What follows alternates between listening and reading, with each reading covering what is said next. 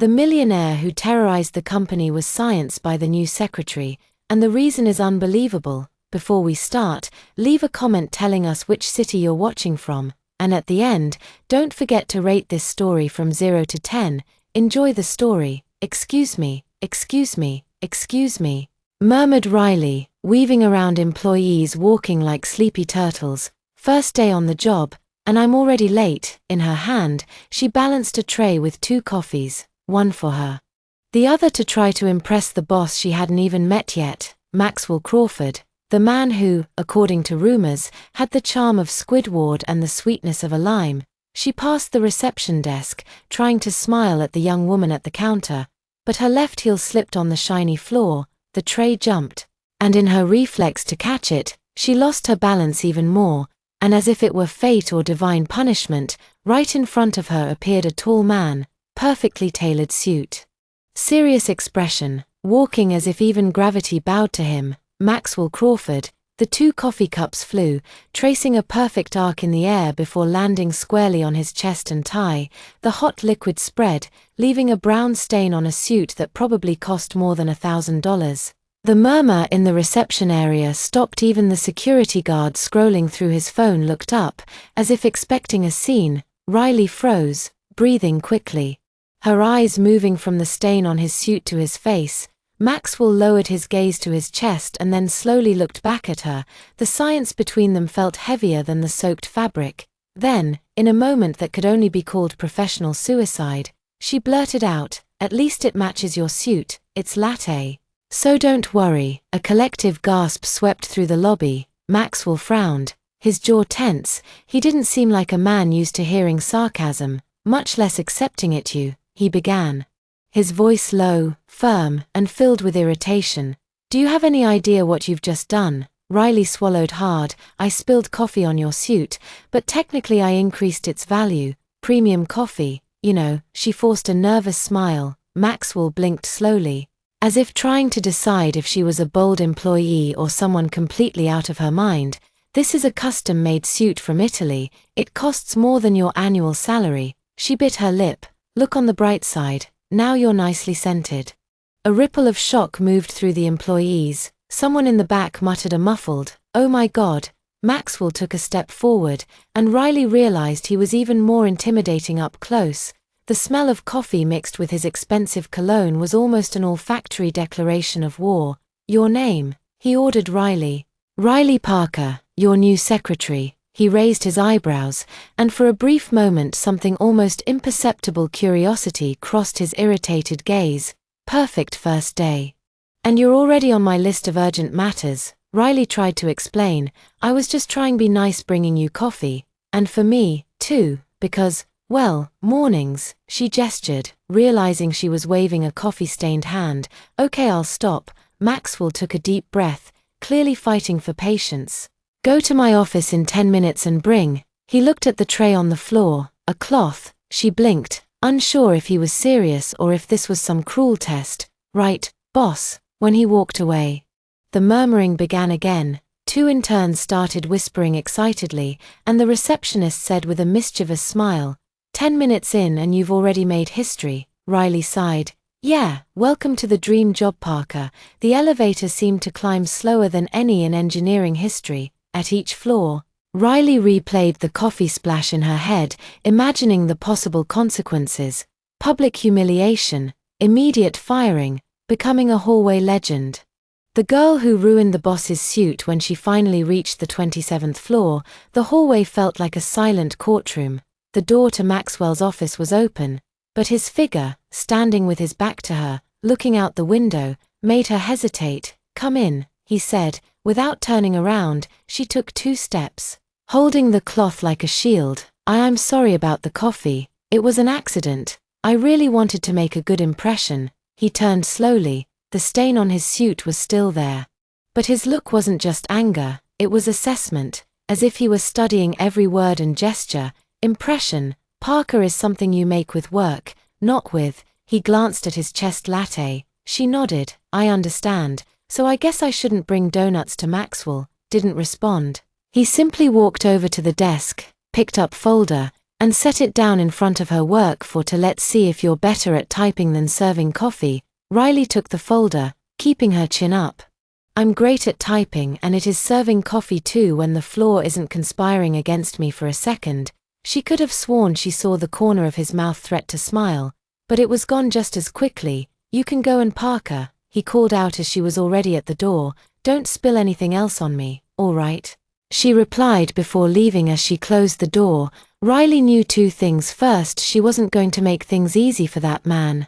Second, he wasn't going to make things easy for her either. Riley arrived on the second day, determined to prove that the coffee incident had been nothing more than a rough start. Little did she know that Maxwell Crawford had spent the entire night crafting a strategy any war general would be proud of at 8:15 sharp.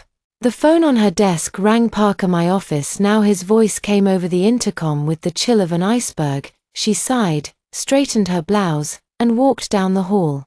Noticing the way employees watched her with a mix of curiosity and pity, it was as if they were watching someone walk to their own funeral. Sit, Maxwell ordered without looking up from a document that seemed more important than world peace. Riley sat down, hands folded in her lap, waiting for the verdict. I have a few tasks for you, he began, finally lifting his gaze with a smile that never reached his eyes. First, I need you to organize all the financial department's files alphabetically.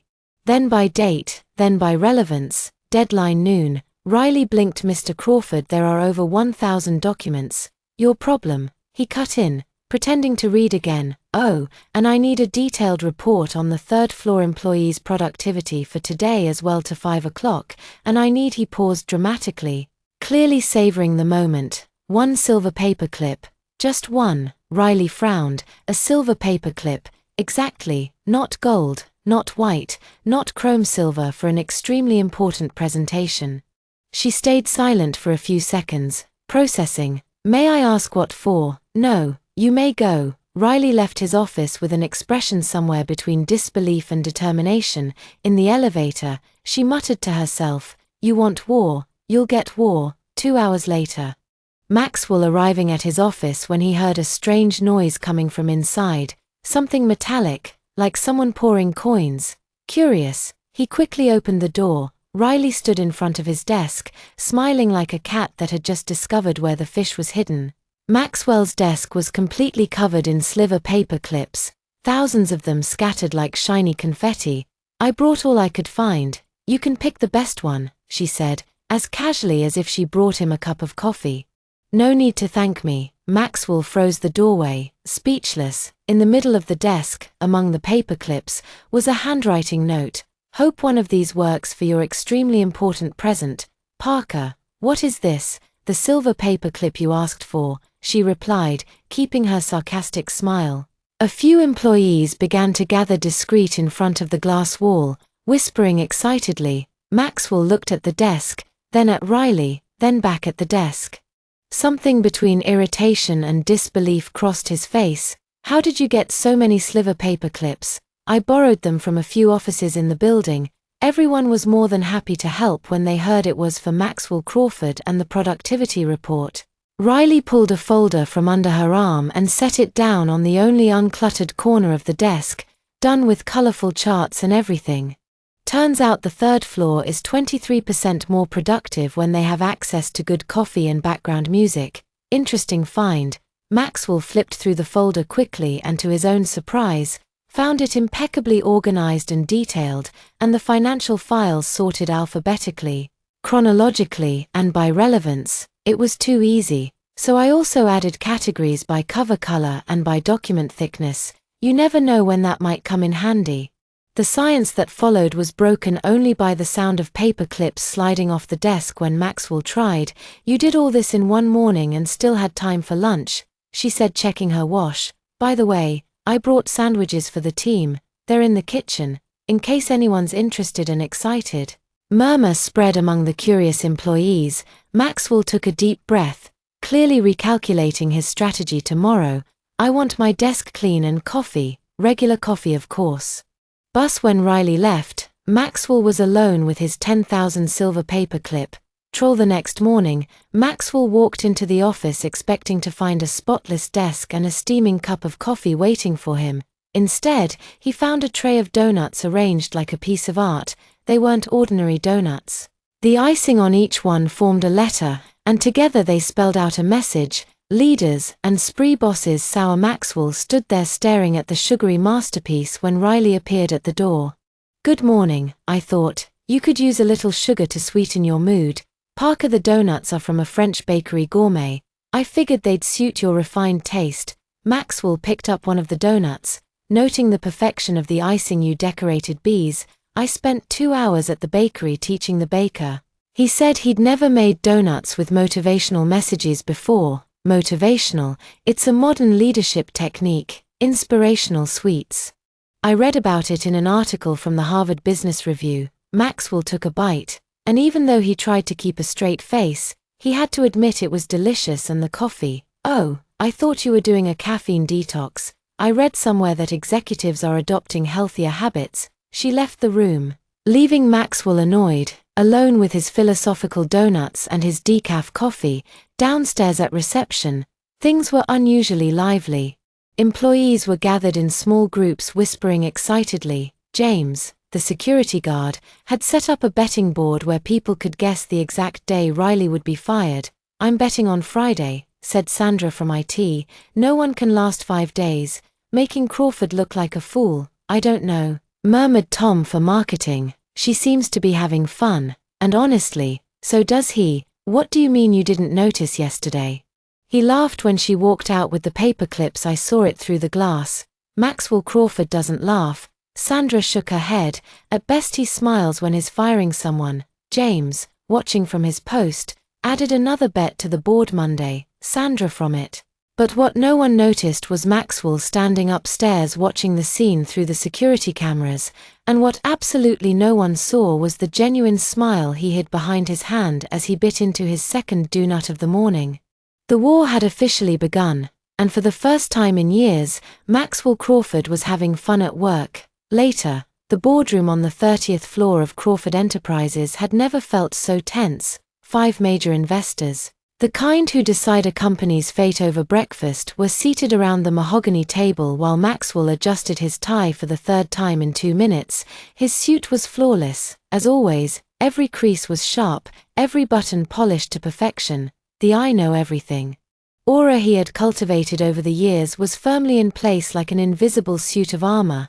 "Gentlemen," Maxwell began clicking the remote to start the presentation. "Last quarter's numbers show a 15% growth across all strategic areas." Thomas Hartwell, a gray-haired investor with gold-rimmed glasses, flipped through some papers with a focused expression next to him. Margaret Chen took notes on a tablet while the other 3 men studied the screen with professional attention. "Impressive," Crawford. Hartwell said. "These results exceed our initial projections." Maxwell smiled, the kind of smile he reserved for guaranteed victories.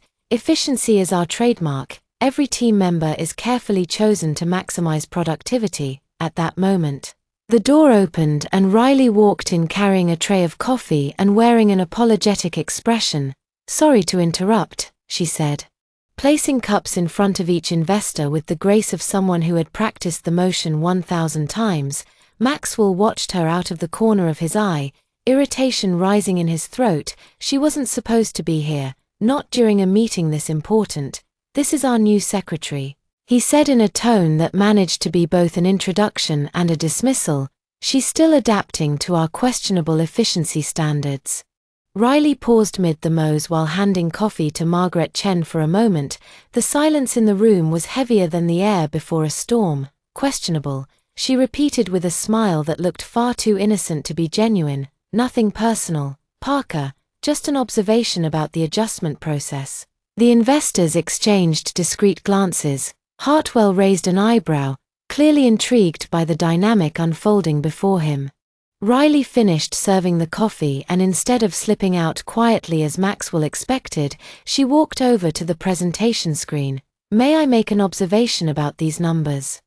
Mr. Crawford. Maxwell felt a chill in his stomach. "Parker, this isn't appropriate. It's just that," she continued, pointing to a chart on the screen, "that this says we had 15% growth, but if we consider the data I received from the finance department yesterday, the correct number would be 12%. The silence in the room shifted. It was no longer one of expectation, it was surprise. Maxwell looked at the screen, then at Riley. Then at the investors who were now giving their full attention to the young secretary of questionable efficiency. "Are you sure about that?" asked Margaret Chen with genuine curiosity. Riley pulled a folder she had quietly placed on a nearby chair. "I have the original reports right here. The mistake is in the sum of the third quarter figures. Someone rounded up a few decimals that, when added together, inflated the final result." She opened the folder and, to Maxwell's growing horror, began showing an impromptu presentation, complete with colorful charts and neatly organized tables that made his numbers look amateurish. "See," she said, pointing to a hand-indrawn chart that was impressively detailed, "if we separate the results by department and adjust the margins of error, the actual growth is 12.3%. Still an excellent result, but more realistic." Hartwell leaned forward, studying the papers Riley had spread out on the table. "Are these calculations correct?" "I can guarantee they are. I spent 3 hours yesterday checking each number because I believe transparency builds more trust than exaggeration." Maxwell felt as if the floor were shifting under his feet. Not only had Riley publicly corrected his numbers, but she had done it with an elegance that made the situation even more humiliating. "Interesting," murmured James Morrison, another investor. "How many years of experience do you have in financial analysis, Miss Parker?" "Riley Parker. And honestly, none. My degree is in communications, but numbers don't lie, no matter who's reading them." That's when it happened. Hartwell began to laugh, not a polite chuckle, but a genuine laugh that echoed through the conference room like thunder. "My goodness," he said, wiping his eyes with a handkerchief. "This girl is worth more than any stock in your company, Crawford." The other investors smiled, clearly entertained. Margaret Chen flipped through Riley's charts with obvious approval. Maxwell was torn between wanting to hide under the table and pulling Riley over for a toast. His irritation was real, but there was something else, something he refused to acknowledge as admiration. "Well," he said, trying to regain control of the situation, "I apologize for the unplanned interruption." "Interruption?" Hartwell shook his head. "That was clarification. I'd take honest numbers over colorful fantasies any day." Riley began gathering her papers. "I'll let you continue your meeting in peace. I just wanted to be sure everyone had the correct information." "Wait," said Margaret Chen. "You made these charts yourself?" "Yes, I used basic Excel and a little creativity with the colors." "How long did it take you?" Riley thought for a moment. "About 2 hours last night after work." Morrison nodded. "Impressed, Crawford. You might have found a diamond in the rough." Maxwell watched Riley head to the door, and for a moment their eyes met. There was challenge in hers, but also something like a science question. "Do you still think my efficiency is questionable?" "Thank you for the correction, Parker," he said, his voice coming out rougher than intended. "Always at your service, boss." When the door closed behind her, Hartwell turned to Maxwell with a mischievous smile. 15 years investing in companies, and I've never seen a secretary correct the CEO in public with that much class. Either you promote her or I'll hire her." Maxwell forced to laugh. "She's still in her trial period. If I were you, I'd make it permanent before she realizes her own worth." The rest of the meeting went on without incident, but Maxwell could hardly focus. His mind was busy processing what had just happened. Riley hadn't just challenged him in public.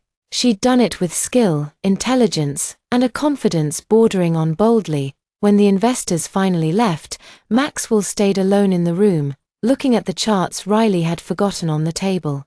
They weren't just accurate, they were brilliant. For the first time in years, someone had completely thrown him off balance, and the most unsettling part was that he no longer knew if he wanted revenge or to find out what other surprises Riley Parker had up her sleeve. 3 days had passed since the incident in the conference room, and Riley was starting to notice things she hadn't paid attention to before. Yes. Employees laughed more when she was around, that there was something in their eyes, a shadow that lingered even in lighter moments. It was Thursday, almost 7 in the evening, when she decided to stay late to finish some reports. The building was nearly empty, with only the hum of the air conditioning and the distant sound of a vacuum breaking the silence. Maria from the cleaning crew was pushing her cart down the hall when Riley greeted her. "Hi Maria, Working late tonight, the woman, who looked to be in her 50s, smiled, but Riley noticed the smile didn't reach her eyes. I always work late, dear. Ever since they cut our team, each of us has to cover 2 floors. Riley stopped typing. They cut the team. Maria glanced around as if afraid the walls might be listening. 6 months ago Mr. Crawford said it was to optimize costs. They also cut our health plan. Now we only have the basics. The health plan, it used to be good covered dental glasses, those kinds of things. Now she shrugged resignedly. We make do. Riley felt a tightness in her chest and the other employees were there cuts for them too. Maria lowered her voice even more. The 3rd floor lost their food allowance. The IT team doesn't get transportation vouchers anymore, and there's no more snacks in the kitchen after 3 in the afternoon. Why cost cutting? Or so they say. Riley stayed quiet, processing the information, while Maxwell probably spent more on one suit than Maria earned in 2 months. Employees were losing basic benefits. Maria, can I ask you something? Why don't you all complain? The woman laughed, but there was no humor in the sound. Complain to who, dear? Mr. Crawford isn't exactly known for taking suggestions and jobs aren't easy to come by right now. We put up with it. That night Riley went home with a knot in her stomach. She had thought Maxwell was just an arrogant, difficult boss. But finding out he was cutting benefits from people barely getting by while he strutted around in Italian suits changed everything. The next morning, Riley arrived at work 2 hours early. She had a mission by 8 o'clock when the first employee started arriving. They found an unusual scene in the office kitchen. Riley was there, wearing an improvised apron made out of paper towels, handing out fresh pastries and real coffee. Not the brownish liquid the machine usually produced. Morning Sandra, she greeted the IT woman, offering a still warm pastry. Special breakfast today. Sandra took the pastry, looking suspicious. What's this operation? Smile, Riley said with a wink to everyone eats well. Each pastry came with a note attached. Sandra opened hers and read it out loud. Stay strong today, you don't have to pretend you like him. She burst out laughing. Riley, you're crazy. Within minutes, the kitchen was full of employees all laughing at their notes. Tom from marketing laughed so hard at his that he nearly choked on his coffee. Remember, he may be your boss, but you're the one who really keeps this company running. He read aloud. Where did you get these pastries? I have my contacts, Riley replied mysteriously. In truth, she had gotten up at 5 in the morning to go to her neighborhood bakery and convince the owner to take a special order. James from accounting held his note like it was treasure. Today is a good day to ask for a raise, or at least to add extra sugar to your coffee. He shook his head, impressed. You really did this for everyone. You deserve it, Riley said simply. You work hard and keep this place running. It's the least I can do. Maria appeared in the kitchen doorway, still in her cleaning uniform, and Riley immediately offered her 2 pastries. One for you and one for Conceal, so she said. Referring to Maria's coworker, when Maria read her note, her eyes filled with tears. Thank you for keeping our workplace clean and welcoming. You are seen and appreciated. Riley, Maria whispered. Hey, no crying in the kitchen, Riley said, giving the woman a quick hug. House rule. The buzz in the kitchen grew. Employees from other floors began showing up, drawn by the smell of real food and the sound of laughter. In minutes, what was supposed to be a simple breakfast had turned into a small, impromptu party. That's when Maxwell appeared. He stopped at the kitchen doorway, watching the scene with an expression that mixed confusion and suspicion. Lively conversations, genuine smiles, employees who usually barely said hello, sharing tables and jokes. What's going on here? His voice cut through the chatter like a cold blade. The silence was instant, as if someone had pressed the mute button in real life. Riley turned, still holding a tray of pastries, and smiled as if nothing out of the ordinary was happening. Good morning, Mr. Crawford. Want a pastry? They're ham and cheese. Maxwell looked at the tray, then at the employees' faces, which now looked like kids caught doing something they shouldn't. Parker, my office now, of course, she replied, setting the tray on the counter. Enjoy everyone. There's plenty more. She started walking toward the door, but Maxwell intercepted her in the hallway. What exactly do you think you're doing? Breakfast, she said, as if the answer was obvious. This isn't breakfast, this is caring about employees. recognition, basic humanity. Maxwell took a deep breath, clearly struggling to keep his composure. You can't just show up here and change the office dynamic. Why not? It's working, he repeated. Incredulous. You've turned the kitchen into a circus. I turned the kitchen into a place where people feel valued, she corrected. Maybe that's why you don't recognize it. Maxwell opened his mouth to respond, but Riley was already walking away. Sorry, she called over her shoulder. I have to save an intern from a stapler. What? Brian from finance. He's been trying to staple a report for 20 minutes, but the stapler is jammed and he's too shy to ask for help. If I don't step in soon, he's going to have a nervous breakdown. And with that she disappeared down the hall, leaving Maxwell standing there trying to process what had just happened. He glanced back into the kitchen, where the employees had resumed their conversations, though in slightly quieter tones.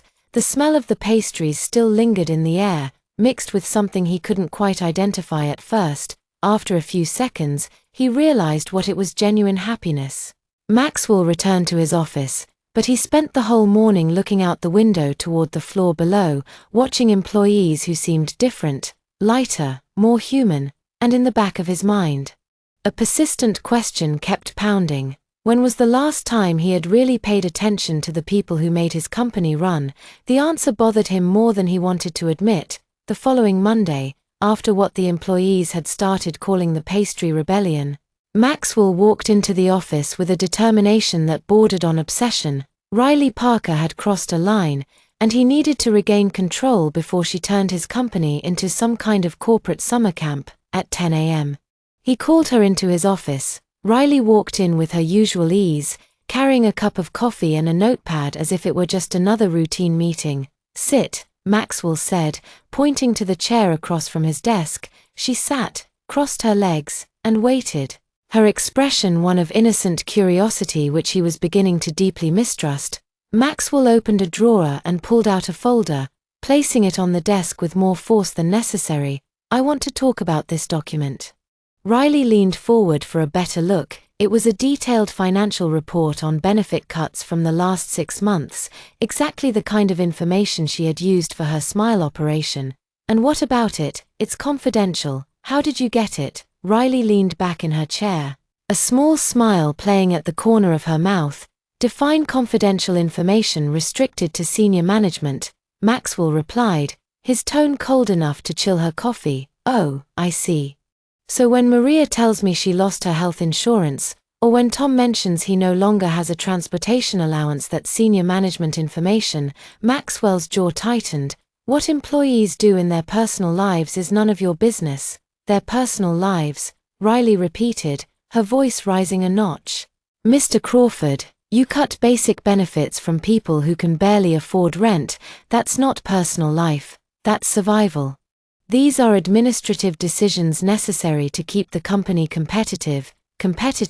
She opened her notepad and checked a few notes. The company made a profit of $23 million last quarter. Do you know how much it would cost to keep the benefits? You cut $300,000 a year. Maxwell stayed silent, surprised by the precision of her numbers. How did you basic math? I took the payroll data, calculated the cost of benefits, compared it with the profit reports. You don't need to be upper management to add 2 and 2. You're not authorized to access payroll data. Riley sighed and closed the notebook. You don't need proof. You incriminate yourself every single day. The silence that followed was unlike any they'd ever shared. It wasn't the awkward silence of the first day, nor the tense silence of their provocations. It was something denser, charged with an electricity that made the air in the room feel heavier. Maxwell looked at her, really looked at her. For the first time since she had stormed into his life like a hurricane of spilled coffee and sharp comebacks, there was determination in her eyes. Yes, but also something he couldn't quite read. It wasn't anger, nor challenge. Was it disappointment? Why do you care so much? He asked, his voice lower, more personal than he intended. Riley held his gaze for a long moment before answering. Because someone has to care, and apparently you've forgotten how. She stood, smoothed her skirt, and walked to the door. Before leaving, she turned one last time. You know the difference between a leader and a boss, Mr. Crawford. A leader takes care of the people who follow them. A boss just counts the money they make. With that, she walked out, leaving Maxwell alone with his thoughts and a strange feeling in his chest that he refused to name. That night, Maxwell stayed in the office long past his usual time, not because there was urgent work, but because he couldn't stop thinking about their conversation that morning. Riley's words echoed in his mind like a stubborn echo. He tried to convince himself she was wrong, that his decisions were purely professional and necessary. But every time he thought about the employees' faces during Operation Smile, genuinely happy for the first time in months, something inside him twisted uncomfortably. The next morning, Riley arrived at work to find a white envelope on her desk, no sender's name, just hers written in elegant, masculine handwriting she recognized instantly. Inside was a simple card with only one line: dinner, 8 p.m. below the address of a restaurant she knew was extremely expensive. The kind of place where people book tables 2 months in advance and where the maitre d' knew clients by name and bank account. Riley turned the cart over, looking for more. Nothing, no reason, no context, not even a signature, though she knew exactly who had sent it. Seriously, she murmured to herself. All morning she tried to focus on work, but her mind kept circling back to the invitation. Was it an attempt at intimidation, a professional trap, or something else entirely? Jessica from accounting passed by her desk at lunchtime. "You okay? You look distracted just thinking about a complicated decision," Riley replied. "Work-related." Riley glanced at the envelope she had tucked into her drawer. "Honestly, I have no idea." That afternoon she tried to read Maxwell's intentions by watching his behavior. He passed her desk 3 times in 2 hours, each time with some excuse about documents or reports, but he never mentioned dinner. In fact, he barely made eye contact. At 4 o'clock, Brian, the shy intern from finance, showed up with a stack of papers. "Riley, could you help me with these staples again? I know it's silly, but of course, Brian," she said, grateful for the distraction. While she unclogged the stapler, she noticed Maxwell standing in the doorway of the file room. Watching when their eyes met, he quickly looked away, pretending to be deeply interested in a plant that had been there for 3 years. At 5:30, with most employees gone, Riley was still at her desk, staring at the envelope. The restaurant was elegant, expensive, definitely not the kind of place for discussing productivity reports. Tom passed by, jacket over his arm. "Staying late, just finishing few things," she lied. "Trouble in corporate paradise." Riley laughed despite the tension. Something like that. When Tom left, she was alone on the floor, with only the distant hum of the elevators and the drone of the air conditioning. Maxwell was still in his office. She could see the light on through the glass door. At 6:15 he finally came out, walked past her desk, and stopped. "Good night, Parker." "Good night, Mr. Crawford." He hesitated for a moment, as if about to say something more, but just nodded and headed for the elevator. Riley waited until the sound of the elevator faded completely before opening the drawer and taking the envelope out again. She turned it over in her hands, feeling the weight of the expensive paper and the smooth texture of the card. 7:45, she could still make it to the restaurant if she wanted to. The question was, did she want to? On one hand, it could be a trap, Maxwell trying to get something on her, or worse, trying to humiliate her in public. On the other hand, there had been something in the way he'd hesitated before leaving, something in the quality of the science between them the morning before, that suggested far more complicated motives. At 7:50, Riley stood in front of the mirror in the women's restroom, touching up her lipstick and wondering if she was making the smartest or the stupidest decision of her life. The only way to find out was to go. Riley arrived at Le Bernardin at 8:05, a deliberate 5 minutes late. She had learned that showing up too early in uncertain situations could be seen as anxious, or worse, too much interest. The restaurant was exactly what she expected.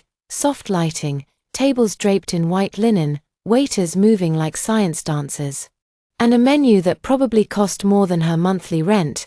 The kind of place where wealthy people brought other wealthy people to impress even more wealthy people. "I have a reservation," she told the Metro Day. A middle-aged man with a perfectly practiced professional smile. Name. Riley hesitated. Maxwell hadn't given her any details about the reservation. "Crawford," she tried. "Yes." Table for 6, Mr. Crawford has already arrived along with the other guests, 6 people. Riley felt her stomach sink. She had prepared herself for a tense dinner between 2 corporate adversaries, not for a disguised business meeting. The maid led her through the main dining room to a round table near the windows, offering a spectacular view of the glowing city. Maxwell was there, impeccable in a navy blue suit, talking animatedly with 4 people Riley didn't recognize, 2 middle-aged men, an elegant woman and a young man who seemed to be about their age. When Maxwell saw her approaching, his face lit up with a smile she had never seen before. It wasn't the sarcastic smile he saved for her provocations, nor the polished one he used in meetings. It was genuine, warm, almost charming. Riley, he stood, extending his hand as if she were the guest of honor. "I'm so glad you could make it, everyone. This is Riley Parker, our Director of Strategic Development." Director of Strategic Development. Riley kept her expression neutral as she greeted the strangers, but made a mental note to have a word with Maxwell about this sudden and fictional promotion. David Shin-chan Industries said, the first man shaking her hand firmly. Patricia Williams, financial consultant, introduced the elegant woman. Robert Chen, David's son, said the young man with a friendly smile. "And I'm Michael Santos from Santos & Associates." The second man added. Riley took the seat Maxwell pulled out for her, still trying to understand the dynamics of the evening. From what she could gather from the conversation, they were all important clients or potential business partners. "Riley was instrumental in restructuring our internal processes." Maxwell went on, pouring wine from a bottle that probably cost more than her weekly paycheck. "Her innovative ideas have increased our efficiency by over 20%. She almost choked on her wine. Efficiency boosted by her ideas. The same man who had spent a week trying to make her quit was now practically creating an entire professional biography for her. "Impressive," Patricia remarked. "Is your background in business?" Riley shot a quick glance at Maxwell, who was watching her with an expectant and slightly amused expression. "Actually, my degree is in communications," she answered honestly. "But I believe organizational efficiency has a lot to do with clear communication and understanding people's needs." "An interesting perspective," David Chen said. "Could you elaborate?" Riley took a breath. If Maxwell wanted to play this game, she would play it well. "I've found that most productivity problems in companies don't come from broken systems or lack of resources, but from poor communication between management and staff. When people feel heard and valued, they naturally work better." "And how did you implement that at Crawford Enterprises?" Michael asked, clearly interested. Riley glanced at Maxwell, who now seemed genuinely curious to hear her answer. "We started with small steps: community breakfasts, recognition for individual work, transparency, and decision-making." She took a sip of wine and, of course, reviewing policies that were hurting team morale. Maxwell nearly choked on his wine. "Policies?" David leaned in, interested. "Unnecessary cuts to basic benefits, for example. We found the cost-benefit of keeping them was much better than we initially thought." The look Maxwell gave her could have melted the ice in a water glass. She smiled innocently and went on. "In fact, it was Mr. Crawford himself who insisted on the review. He said he'd rather have motivated employees than a few extra thousand in the bank." "Very wise," Patricia agreed. "Unmotivated employees cost much more in the long run." "Exactly what we thought," Riley said, raising her glass toward Maxwell with an angelic smile. The rest of the dinner went surprisingly well. Riley discovered she was good at talking about business strategies when she could be honest about her opinions, and the client seemed genuinely impressed with her ideas. Maxwell, for his part, was in what she could only describe as polite Prince Charming mode, attentive, charming, and occasionally even funny. Between the main course and dessert, Robert Chen remarked, "You two make quite a team. It's rare to see that kind of chemistry between a CEO and a director of development." Riley almost laughed. Chemistry. They'd spent the last 2 weeks in a corporate psychological war.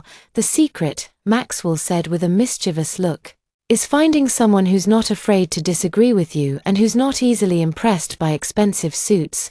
Riley added, earning laughs around the table. That's when Maxwell's phone rang. He looked at the screen and his expression changed completely. "Excuse me," he said, standing. "It's urgent. I need to take this." He stepped away from the table, speaking in a low voice.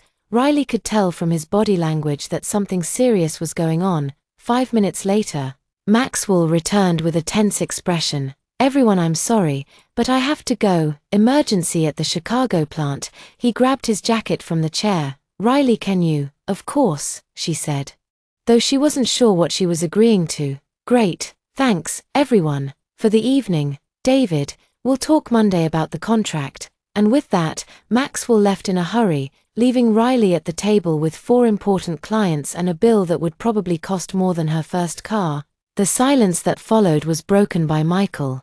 "Well, that was abrupt." "Classic," Riley muttered, more to herself than to the table.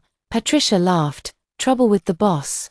Let's just say our working relationship is complicated." The waiter appeared quietly at the table. The check. Riley sighed inwardly. Of course Maxwell had left the bill for her, probably part of some elaborate test or payback for the conversation about employee benefits. "One moment," she said, reaching into her bag. Luckily, she had borrowed Maxwell's corporate card from his desk the week before, claiming she needed it for an office suit purchase. "Just in case, of course, here you go," she said, handing the card to the waiter with a smile. David Chen looked impressed. "Crawford Enterprises is lucky to have the two of you." Riley smiled, already picturing Maxwell's reaction when he saw the corporate card statement.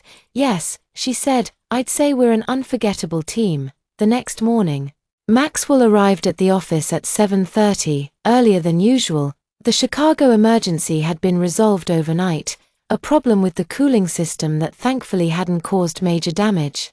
But what really bothered him wasn't the plant, it was the $1,200 charge that had shown up on the corporate card statement. $1,200 for one dinner. Riley Parker had managed to spend $1,200 in a single night and still come out looking like the hero. He pushed open his office door, already rehearsing a very direct conversation about professional boundaries and misuse of company credit cards. When he froze, his desk was covered in yellow post-its, dozens of them, stuck meticulously to every available surface. Maxwell walked up slowly, as if the little notes might explode. "Call Mom," read the first one. "Practice non-scary smile," said another, stuck right in the center of the monitor. "Buy flowers for someone. Anyone will do. Say thank you at least once today. Remember that employees are people, not robots. Consider that not everyone wakes up in a bad mood by default." Maxwell walked around the table, reading each of the notes with a mix of disbelief and something he refused to admit was amusement. Try regular coffee without demanding it be perfect. Give someone a compliment with no hidden agenda. Try not to scare the interns. Admit Riley is right at least once. That last one was stuck to the computer screen, right where he couldn't ignore it. The muffled sound of laughter came from the hallway. Maxwell looked through the glass wall and saw a small group of employees gathered around Riley's desk, whispering and laughing like high school students. He took a deep breath, gathered all the sticky notes, and marched toward her desk. Riley was calmly typing, wearing an expression of studied innocence that fooled no one. When she saw Maxwell approaching with the sticky notes in hand, she smiled. "Good morning, boss. How was the emergency in Chicago?" "Parker," he said, placing the notes on her desk. "We need to talk, of course, about what about professional boundaries, about respect, and about the misuse of corporate credit cards." Riley tilted her head, pretending to be confused. "Corporate card? Oh, you mean last night's dinner. It was a success. David Chen was very impressed with our business synergy. I think we're going to close that deal. $1,200. Parker. An investment in the company's reputation," she replied without hesitation. "Patricia Williams already called this morning, interested in consulting, and Robert Chen wants to set up a meeting to discuss partnerships." "I'd say it was money well spent." Maxwell opened his mouth to respond, but was interrupted by Sandra from it, who came up to the desk with a look of barely disguised panic. "Riley, can I talk to you for a minute? It's urgent." Riley looked from Sandra to Maxwell. "Can it wait 2 minutes? I'm having a very productive conversation about financial efficiency." "Actually, no," Sandra whispered, but loud enough for Maxwell to hear. "It's about that photo." "What photo?" Riley and Maxwell asked at the same time. Sandra glanced around nervously before pulling out her phone. Someone posted a photo of you two at dinner last night in the company WhatsApp group, and, well, people are speculating. She held out the phone.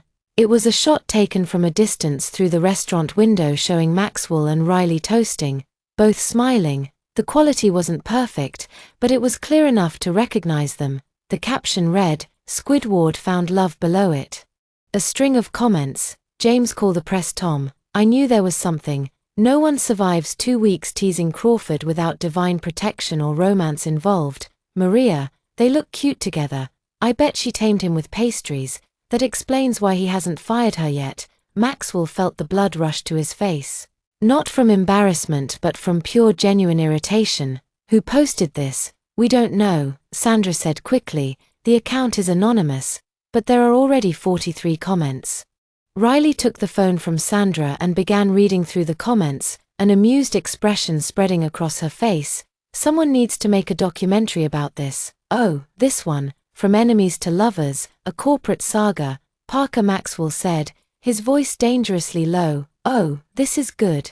He finally found someone who's not afraid of him. Must be love." Riley laughed. "They're pretty romantic. Don't you think, Parker?" She looked up from the phone, still smiling. "Problem, boss." The look Maxwell gave her was unlike any before. It wasn't the usual irritation, sarcasm, or even anger. It was something more intense, more personal, as if she crossed a line he didn't even know existed. "My office now," he said, turning away. Riley handed the phone back to Sandra. "Don't worry, I'll take care of it," she whispered. "Riley," Sandra said, holding her by the arm. "He seems really angry. He always seems angry. It's his natural state." But as she walked toward Maxwell's office, Riley noticed employees discreetly positioning themselves for a better view of the glass-walled room.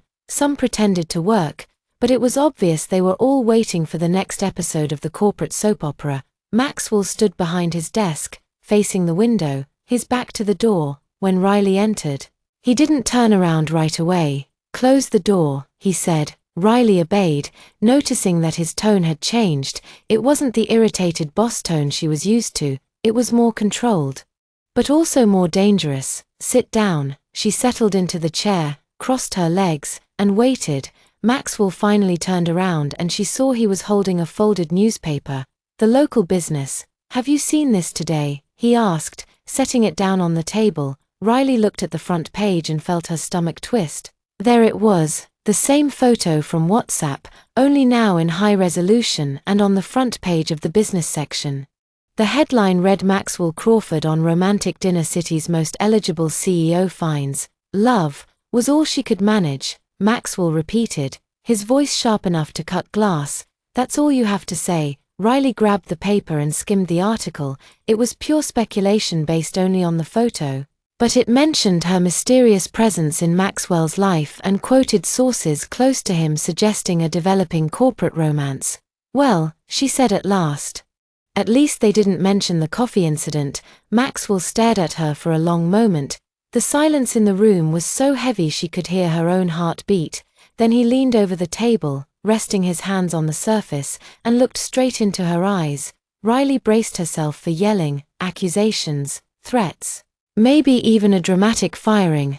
What she didn't expect was for Maxwell to step away from the table, walk to the window, and stand there in silence for almost a full minute.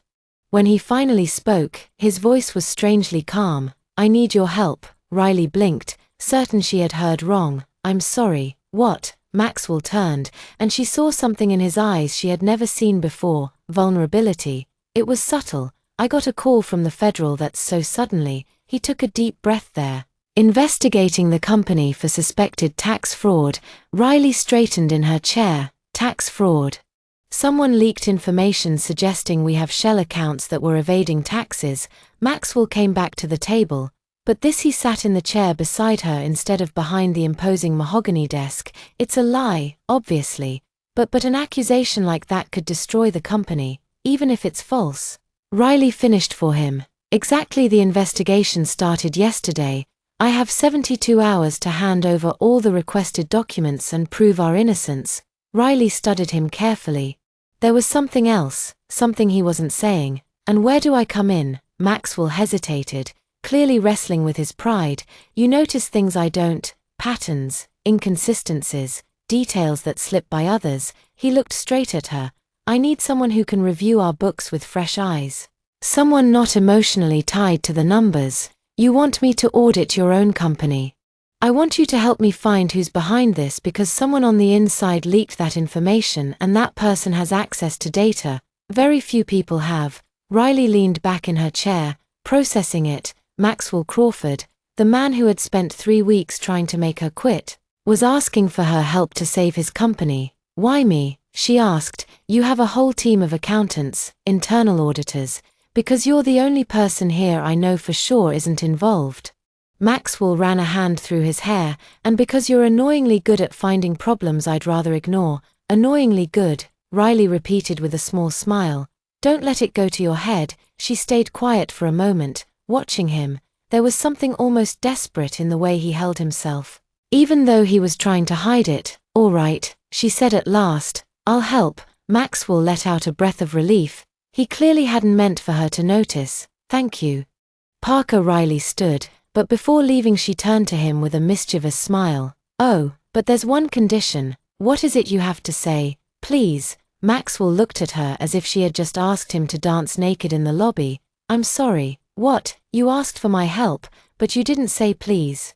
My mother always said magic words open every door. Parker, it's a simple word, 6 letters. It won't hurt. Maxwell closed his eyes, took a deep breath, and when he opened them again, there was a look of complete surrender on his face. Please, he said, barely above a whisper I didn't hear. Please, Riley, will you help me? She smiled, satisfied. Of course. When do we start now? The next 4 hours were the strangest of Riley's professional life. She and Maxwell worked side by side in the conference room, surrounded by stacks of documents, spreadsheets, and financial reports. He had ordered that no one disturbed them, and the door stayed shut as they combed through years of accounting records. Take a look at this, Riley said, pointing to a spreadsheet. These monthly payments to Hartman and Associates, $20,000 a month, every month for the past 2 years. Maxwell leaned in to get a better look, and Riley noticed he smelled good. Not the expensive cologne she expected, but something more subtle, more personal. Hartman and Associates, he murmured, never heard of them. The listed service is General Strategic Consulting. Pretty vague, too vague. Riley kept flipping through the documents. And there's more. These payments started exactly 1 week after you closed the deal with Chen Industries. Maxwell stopped writing David Chen, the same one from the dinner last night. Riley looked at him. Coincidence? I don't believe in coincidences. They worked in silence for another hour, and Riley began to notice little things about Maxwell she hadn't before. He had a habit of lightly chewing on the end of his pen when he was deep in thought. He doodled in the margins of papers, nothing fancy, just lines and geometric shapes, and when he found something interesting, his eyebrows would draw together in a way that was almost cute. Parker, he said suddenly, why did you agree to help me? Riley stopped typing and looked at him honestly. Honestly, because even though you're a terrible boss, a corporate tyrant and have the empathy of a rock, I don't think you're a criminal. Maxwell let out a dry laugh. Thanks, I think. And because she went on, if someone's trying to hurt the company, they're hurting everyone who works here. Maria, Brian, Sandra, Tom, they don't deserve to lose their jobs because of someone else's schemes. Maxwell watched her for a long moment. You really care about them, don't you? Of course I do. They're people, not numbers on a spreadsheet. And me? The question came out before he could stop it. Riley stared at him, surprised by the vulnerability in his voice. What do you mean nothing? Forget it. Maxwell turned back to the documents, his face closed off again, but Riley kept looking at him, seen for the first time, not the intimidating CEO, but the man behind the mask. And for the first time she wondered what kind of person Maxwell Crawford would be if he wasn't always trying to prove something. Maxwell, she said, using his first name for the first time. He looked up, surprised. You're a person, too. And people deserve second chances. For a moment, the silence between them was different, not tense, not laced with jabs, almost comfortable. Then Maxwell's phone rang, breaking the moment. Crawford, he answered. Riley watched his expression shift from neutral to concerned to something close to fear. I understand. Yes, we'll be there. He hung up and looked at Riley. That was my lawyer. The auditors want a meeting tomorrow morning, and they've already found irregularities. Riley didn't know what to say. It was nearly midnight when Riley found the folder hidden in the back of Maxwell's personal file drawer. They had decided to search his office for any clues about who might have access to the company's confidential data. I found something, she said, pulling out a yellowed folder labeled Personal MC Maxwell, who was across the room going through old emails. Turned around. That's probably not relevant to the investigation. Maybe not. But Riley opened the folder and froze. Inside were old newspaper clippings, photos, and documents that clearly had nothing to do with business. The first photo showed a boy of about 10 alone at an elaborate birthday party. There was a huge table with a cake and expensive decorations, but no other children in sight. Maxwell, she began, hesitant. Put it down, he said, his voice tighter than usual, but Riley was already looking through the rest. Newspaper clippings about young heir to the Crawford fortune, more photos from social events where Maxwell was always alone, were standing beside stern adults in suits. One photo in particular caught her eye. Maxwell at 15, receiving an academic award. He stood on stage holding a plaque. But there was no one in the audience clapping, just empty chairs. Oh my God, she murmured. Parker, I told you to leave it. Riley looked at him and saw something that surprised her, shame. Maxwell was ashamed of those photos of a childhood where every image screamed loneliness. Your parents, where were they working? Always working. Maxwell stepped closer and closed the folder. My father believed children didn't need attention, only structure. My mother agreed. And friends, remember. It's hard to make friends when you're homeschooled with private tutors and only go out to events where you're the only kid there. Riley felt her heart tighten suddenly. His arrogance. The way he struggled to connect with the staff, it all started to make sense. Maxwell, I know he cut her off. I don't want your pity. I had everything money could buy, except for the things money can't buy. They stayed quiet for a moment, the weight of the truth hanging in the air between them. Riley took a deep breath. She needed to break the tension before Maxwell shut down completely. Well, she said with a purposely lighter tone.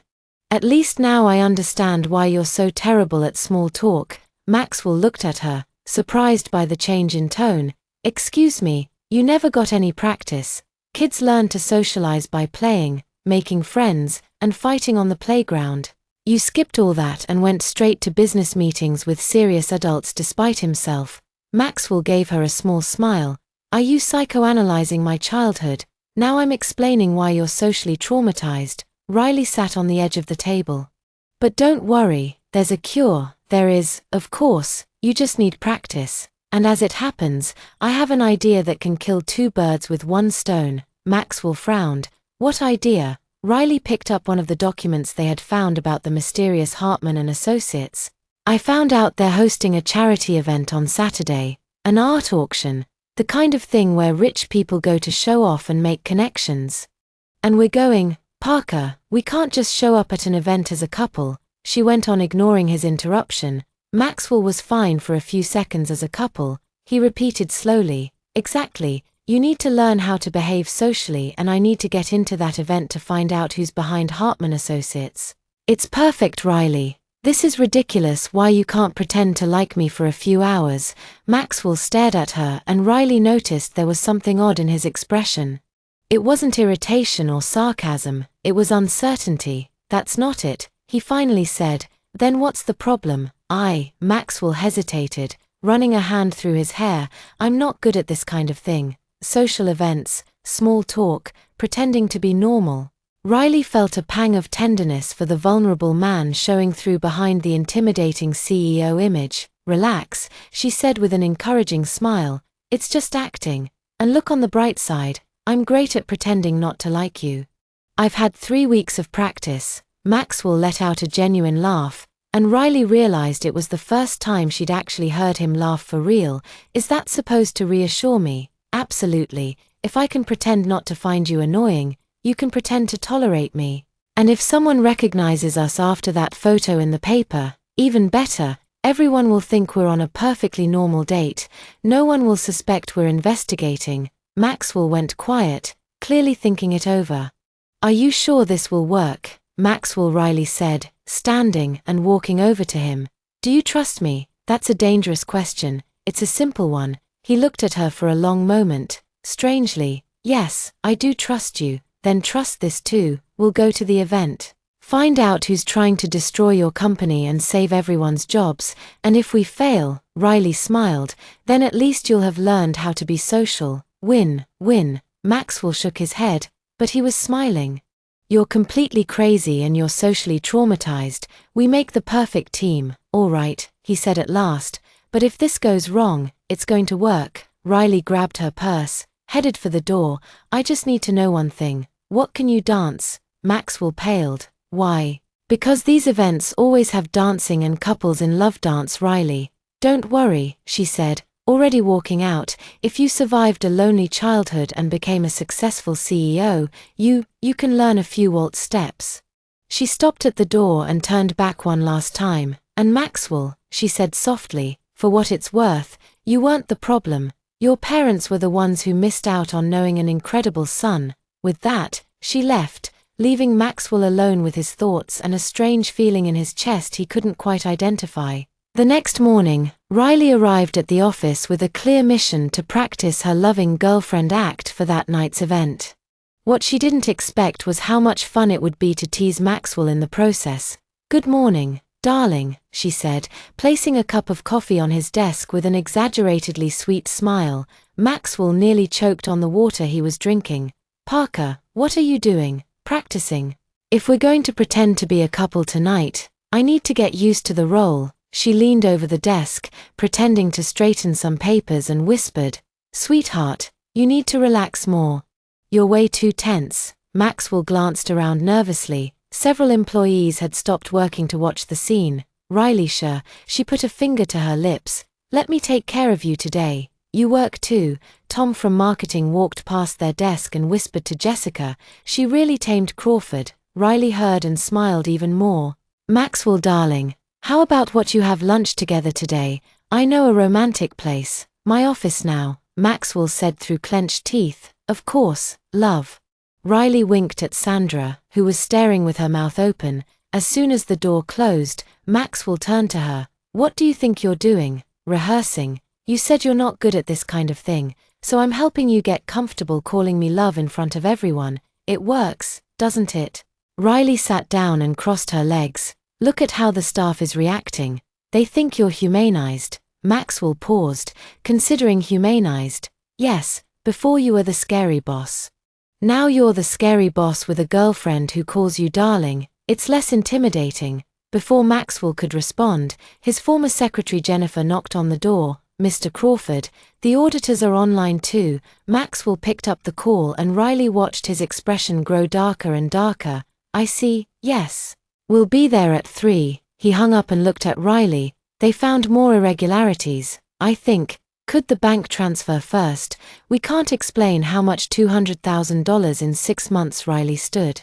"All traces of playfulness gone. Where did it go?" "That's the problem. The destination accounts are ghosts. They exist on paper, but we can't track who really controls them." Riley began pacing, thinking, "Maxwell, who else has access to the financial system besides you?" "The CFO, Robert Chen." Maxwell stopped. "Wait. Robert Chen, David Chen's son, the one at the dinner?" "No, Robert Chen is our CFO. He's worked here for 5 years." Riley frowned. "But at the dinner, there was also a Robert Chen. The investor's son to Robert Chen's." Maxwell picked up the phone. "Jennifer, bring me the personnel file for Robert Chen, our CFO." 5 minutes later, Jennifer brought the folder. Maxwell opened it and showed Riley a photo. "This is our Robert Chen." Riley looked at the photo. "Bennett Maxwell." "Maxwell. That's the same man who was at the dinner last night, the one who introduced himself as David Chen's son." The silence in the room was deafening. "He was at the dinner," Maxwell said, slowly. "He heard our conversation about efficiency, about cutting benefits, and he was there when you rushed out for the emergency." Riley finished. "He knew you wouldn't be coming back, so he's not David Chen's son. He's our employee pretending to be someone else. So why?"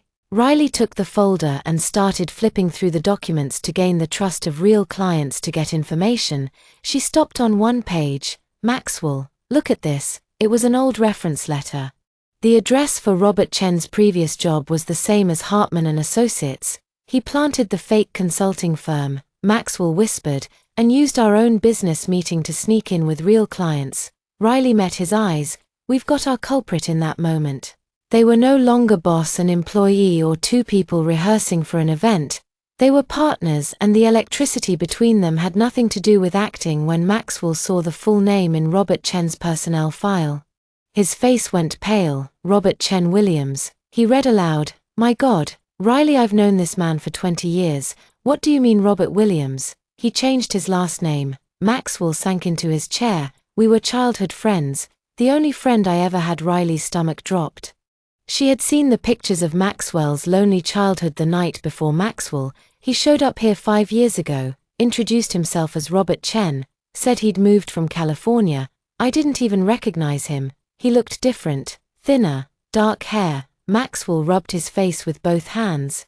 "How could I have been so blind? He betrayed you," Riley said softly. "He used your friendship, your trust, the only real friendship I ever had."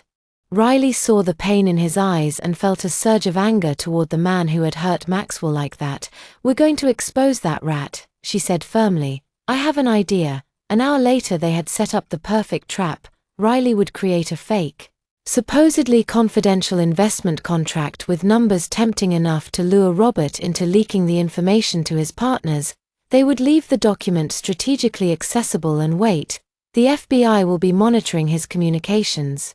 Maxwell explained, "If he takes the bait." His phone rang, cutting him off. Maxwell looked at the screen and frowned. "New York General Hospital." He answered quickly, "Hello." Riley watched his expression shift from confusion to panic. What when Maxwell stood up?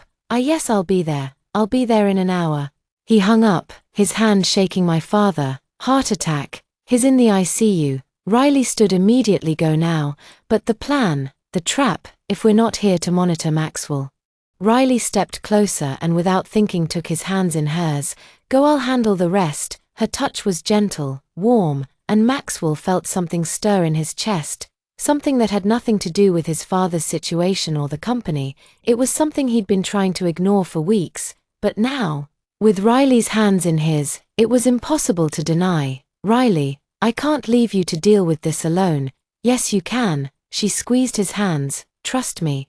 Maxwell looked into her eyes and saw determination, strength, and something else that made his heart race. "If something goes wrong, it won't go be with your father." He hesitated for a moment, then pressed a quick kiss to her forehead, a spontaneous gesture that surprised them both. "Thank you," he whispered, before running out. Riley stood there for a moment, her hand touching the spot where his lips had been, then focused back on the mission. The next 6 hours were the longest of her life. She monitored Robert, planted the document, coordinated with the FBI, and waited. By 7 in the evening, Robert had taken the bait exactly as expected. When the agents arrested him, Riley was hidden in the conference room, watching through the glass.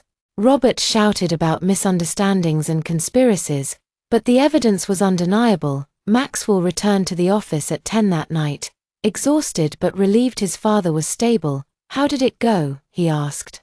Finding Riley still in the conference room, surrounded by documents, "Mission accomplished," she said simply. Maxwell looked out the window and saw the last police cars leaving. "You pulled it off alone. The plan was yours. I just carried it out." Riley Maxwell stepped closer. "You saved my company. You saved everyone's jobs. You saved me." You smiled, tired but content. "It was my job." "No," he said, with a seriousness that made her meet his gaze. "It was much more than that." 3 days after Robert Chen's arrest, Crawford Enterprises was back to normal. Or at least what passed for normal in a company where the secretary had become a local hero and the CEO had developed the unusual habit of smiling at employees. Riley was organizing the last of the investigation files when Jennifer announced over the intercom, "Mr. Crawford, Andrew Collins is here for your 2 o'clock meeting." Riley looked up, curious. She didn't remember any Andrew Collins on Maxwell's schedule. A few minutes later, a young man, probably in his 30s, walked into the office with Maxwell. He was tall, well-dressed, with an easy, confident smile that seemed natural, not like the forced executive grins Riley was used to. "Riley," Maxwell said, his tone slightly tense. "This is Andrew Collins from Collins Investment Group." "Our Andrew. This is Riley Parker." He paused for a fraction of a second. "Director of Strategic Development." Andrew walked over to her desk with his hand extended. "Miss Parker, it's a pleasure to meet you. I read about your work in resolving the Robert Chen situation. Very impressive." Riley shook his hand, and noticing his grip was firm but not overpowering and that he looked her directly in the eyes, signs of someone used to treating people as equals, it was a team effort. She replied modestly, "I'm sure it was." Andrew smiled. "In fact, I hope to have a chance to speak with you later, if you don't mind. I have a few questions about corporate management strategies." Riley noticed Maxwell stiffened slightly beside Andrew. "Of course," she said. "I'd be glad to." The meeting between Maxwell and Andrew lasted 2 hours. Riley could hear them talking in the conference room, though she couldn't make out the words. The tone seemed cordial and professional, but there was something about Maxwell's posture when they walked out that suggested tension. "Riley," Andrew said, approaching her desk again. "That conversation I mentioned. Would you have a few minutes now?" "Of course." Andrew glanced around the busy office. "Maybe somewhere more private. How about the coffee shop on the corner?" Riley hesitated. There was something in the way Maxwell was watching them from the doorway of the conference room that made her feel like she was about to do something wrong. "All right," she said finally. The coffee shop was small and cozy. The kind of place where freelancers worked on laptops and college students came to study. Andrew ordered 2 coffees and settled into the corner table he'd chosen. "Riley," he began, getting right to the point, "I'm going to be honest with you. I didn't come here just to meet Maxwell." "You didn't." "I came because of you." Andrew leaned forward slightly. "I have contacts in the business world and your name has been coming up. What you did at Crawford Enterprises, not just the investigation, but the way you transformed the company culture, is exactly the kind of leadership I'm looking for." Riley blinked in surprise. "Leadership? I want to offer you an executive director position at one of my companies, Collins Tech, specifically." Andrew pulled a card from his pocket. "Starting salary of $300,000, performance bonuses, full creative freedom to implement your own management strategies." Riley stayed silent, processing the offer. $300,000 was nearly 10 times what she earned. "Now, Andrew, that's very generous, but you don't have to answer right now," he said quickly. "I think about it. You have real talent. Riley, you shouldn't waste it being someone's secretary." When they returned to the office an hour later, Riley immediately noticed Maxwell standing near his office window watching the entrance. When he saw them together, his expression turned strange, not exactly angry. But there was something territorial in his look, mixed with something that almost seemed like fear. "How was the conversation?" Maxwell asked, when Andrew said goodbye and left. "Interesting," Riley replied, deliberately vague. Maxwell waited for her to elaborate, but she just went back to work. The next day, Andrew showed up again. Officially, it was to finalize some contract details with Maxwell, but Riley noticed he spent more time at her desk than in the conference room. "Have you thought about my offer?" he asked quietly. "I'm still considering it." "Riley," Jessica whispered after Andrew left, "what's going on? The atmosphere here is weird." "What do you mean?" "Crawford's acting like a territorial cat. Yesterday he walked past your desk 6 times in an hour. And this morning he asked Jennifer if she knew what kind of business Andrew was in." Riley glanced toward Maxwell's office and saw him watching through the glass, wearing an expression she was starting to recognize as barely disguised jealousy. On Thursday, Andrew showed up for the 3rd time. Maxwell, clearly running out of patience, decided to fight back. "Riley," he said, loud enough for the whole office to hear, "I need you to join me for the meeting with the Japanese investors next week in Tokyo." "Tokyo," Riley repeated, surprised. "It's a very important contract. I need someone I trust to handle the strategic aspects." Andrew, who was chatting with Jennifer at the front desk, clearly heard every word. "Of course," Riley replied, trying not to smile at Maxwell's obvious move. An hour later, Maxwell appeared at her desk with a bouquet of flowers. "For you," he said, placing them on her desk with exaggerated formality. Maxwell, why? To thank you for your excellent work. He spoke loud enough for Andrew, who was stepping off the elevator to hear. You are invaluable to this company. Riley looked at the flowers, then at Maxwell. Then at Andrew, who was watching with an amused smile. Thank you, she said, trying not to laugh.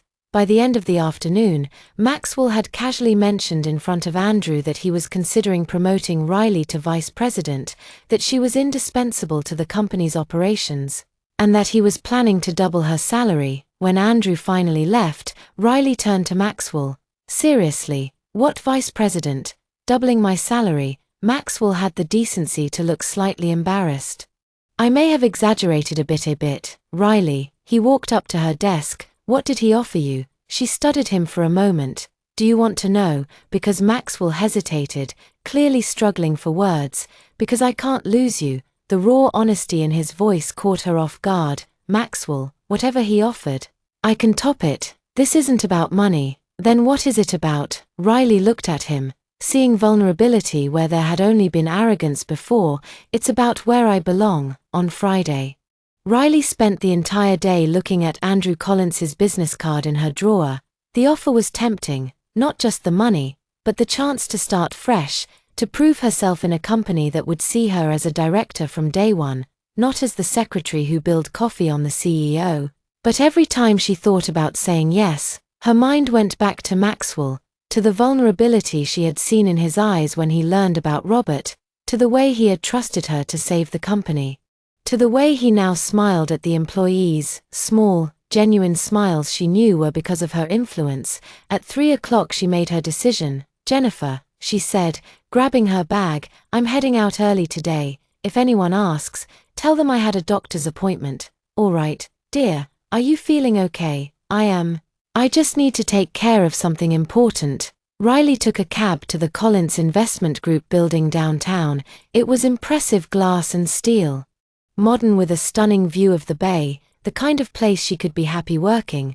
But it wouldn't be home. Andrew greeted her in his 40th floor office with that warm smile she was starting to like. Riley, what a pleasant surprise. I hope you have good news for me actually, she said, sitting in the chair across from his desk. I do have news, but it might not be the news you want to hear. Andrew's smile faded slightly. You're turning me down. I am. Riley took a deep breath. Andrew, your offer is amazing, more generous than I ever expected. Anyone in their right mind would accept it. But my place is with Maxwell at Crawford Enterprises, with all the people I've grown to care about there. Andrew leaned back in his chair, studying her. It's him, isn't it? Maxwell Crawford. Riley felt her cheeks grow warm. It's complicated, Riley. Andrew smiled, but there was sadness in it. I hope he realizes how lucky he is. Honestly, I don't think he does, and maybe he never will. Then maybe it's time you told him. Riley was about to respond when the office door burst open. Maxwell stormed in like a hurricane in a suit with misdirected determination. Andrew Collins, he said, not even glancing at Riley. We need to talk. Maxwell. Riley stood shocked. What are you doing here? Stopping you for making the biggest mistake of your life, he replied, finally looking at her. Andrew rose slowly, clearly amused by the scene. Mr. Crawford, what a pleasure to see you here. Though I must say your entrance was dramatic. You can't have her, Maxwell said, pointing an accusing finger at Andrew. She's mine. She works for me. She, Maxwell. Riley, cut in. You're making a scene. I'm making a statement, he said, turning to her. You can't leave, Riley. I won't let you. You won't let me. Riley repeated, her voice dangerously low. That's not what I meant. Then what did you mean, Maxwell? She crossed her arms. That I'm your property. That I don't have the right to choose my own future. I meant that you, Maxwell, ran his hands through his hair, clearly lost. That I can't imagine the company without you. That I can't imagine my life without you. The silence that followed was broken only by the sound of Maxwell's heavy breathing. Andrew cleared his throat softly. Well, I suppose that's my cue to leave, Riley. The offer still stands if you change your mind. He walked toward the door, but paused. Turning to Maxwell and Crawford, next time, maybe try flowers instead of barging in. Works better. When Andrew left, Riley and Maxwell were alone in the sleek office, looking at each other. I came here to turn him down, Riley said finally. Maxwell blinked. You did. I did. I spent the whole day thinking about it. And I realized my places at Crawford Enterprises with Maria, Brian, Sandra, and everyone else with you with me. Yes, you idiot. With you. Riley shook her head. But then you show up here like a bull in a china shop, assuming I was going to take the job, making a completely unnecessary scene. Riley, I know. She grabbed her purse. I'm going home. When you decide to act like a civilized adult instead of a possessive CEO, give me a call. And with that, she walked out of the office, leaving Maxwell alone with his shame and the growing realization that he had just messed everything up. 2 hours later, Maxwell was standing at Riley's apartment door. He ditched the suit and was wearing only jeans and a casual shirt, clothes Riley had never seen him in before. It made him look younger, more human. When Riley opened the door, he didn't say anything at first. He just looked at her. I want you back, he finally said, but not as my secretary. Riley crossed her arms, still upset as what, then as my partner in the company and in life. Maxwell, only if you promise never to wear that Disney villain black suit again, she said, trying not to smile, and no more dramatic scenes in other people's offices. Maxwell let out a low laugh. I promise no villain suits, no dramatic scenes, and you have to learn how to talk about feelings without sounding like you're negotiating a contract that might take some time. I'm patient. Maxwell stepped closer, holding out his hand. So partners, Riley looked at his hand, then at his face. Partners, she corrected, placing her hand in his. Maxwell gently pulled her closer, and, for the first time since they met, kissed her. It wasn't dramatic or desperate, it was soft, tentative, full of unspoken promises. When they pulled apart, Riley smiled. That was much better than any dramatic scene. Good, Maxwell said, smiling back, because I plan on doing that a lot more often. 6 months later, Crawford Enterprises was unrecognizable. Not physically, the building was the same, the desks were the same, even the fake plants were still in the same spots, but there was something completely different in the air, the sound of genuine laughter echoing down the halls. Riley, now officially director of special projects, was in her new office, still on the same floor as Maxwell, but now with her own desk, a window overlooking the city, and a nameplate on the door she had insisted on choosing herself. It read simply Riley Parker, Director of Projects and Spilled Coffee Specialist. Maxwell had resisted the coffee part, but Riley had been firm. It's part of our story, she had argued. Besides, it reminds me every day how we got here. That Tuesday morning, Riley was reviewing proposals for her newest project, the Crawford Enterprises Employee Wellness Program. It was an ambitious initiative that included fully restoring the benefits that had been cut, plus new programs like flexible hours, on-site, child care for employees with young kids, and a mentorship program pairing senior staff with new hires. How's it going in here? Maxwell appeared in the doorway, carrying 2 cups of coffee. Much better now that you've brought a bribe, Riley said with a smile, taking one of the cups. I learned from the best. Maxwell had changed a lot in recent months. The intimidating black suit had been replaced with more casual attire, grey navy, sometimes even without a tie. More importantly, his permanently serious expression had been replaced with something much closer to genuine happiness. The cleaning lady just stopped me in the hallway, he said, sitting down across from Riley's desk. She wanted to thank me personally for bringing back the health plan.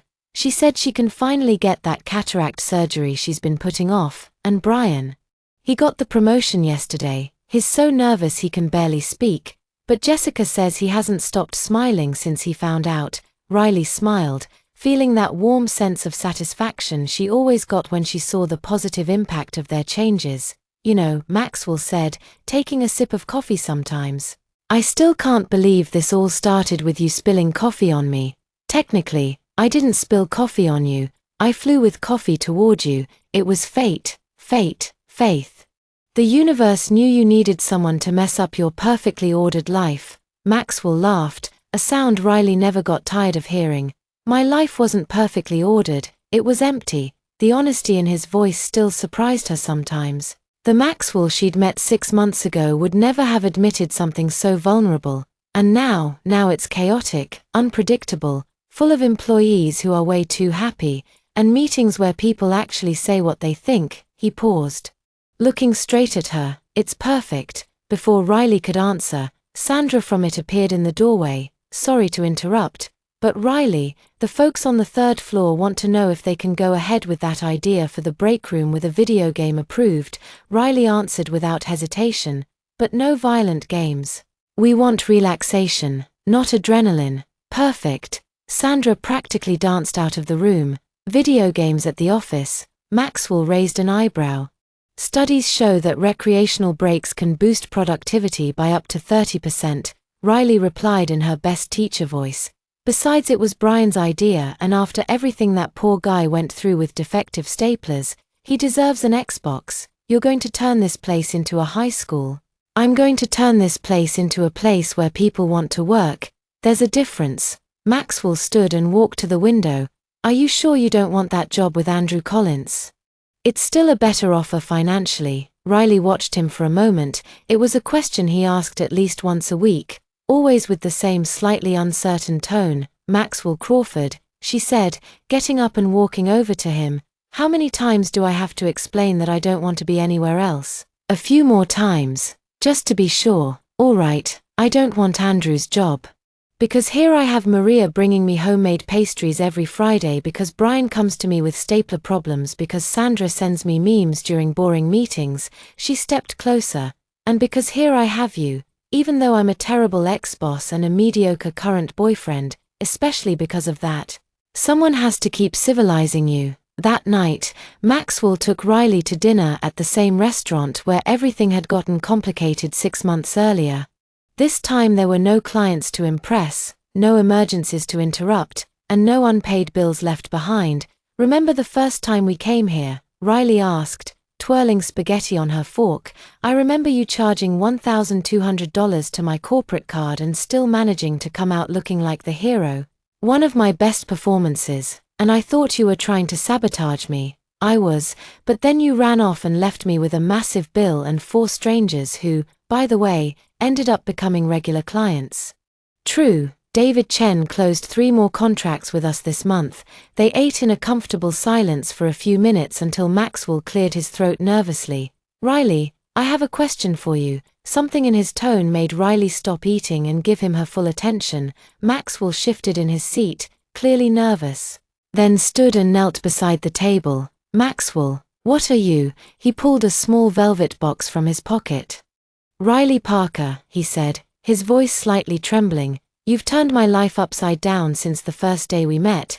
You've taught me that real leadership is about caring for people, not controlling them. You've shown me that a company can be both successful and humane. And you," he opened the box, revealing a simple yet elegant ring. "You've shown me that I can be loved not in spite of my flaws, but because of them." Riley covered her mouth with her hands, her eyes filling with tears.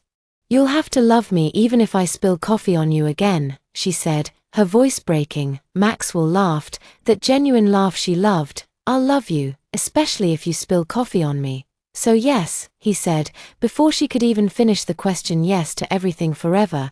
And when he slid the ring onto her finger, Riley realized that sometimes the best stories begin with the most awkward accidents, especially when they involve spilled coffee and impossible bosses who in the end turn out to be extraordinary men. What did you think of Riley and Maxwell's story? Share your thoughts in the comments. Rate Story 10 you to the channel and turn on the notification bell to follow all our stories, and take a moment to watch more touching stories by clicking here on the final screen. Alright, that's the end of today's story. If you enjoyed this video, please subscribe. We'll keep updating with more exciting stories, and we look forward to seeing you next time.